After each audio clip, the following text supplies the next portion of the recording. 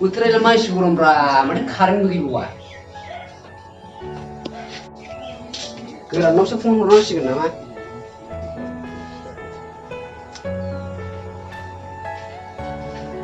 माथो नाङाबो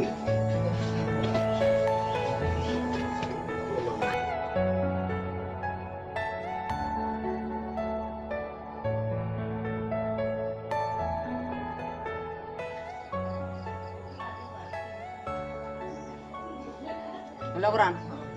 बहा दं बेरायनोसै बहा बेरायनोब्रा बोथोरफ्रालाय माथो गरमथार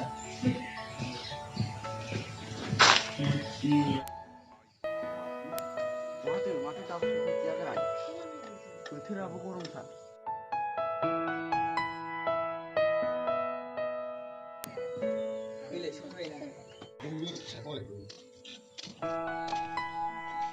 आसोलफ्रा मालाबा सफैना दं आरो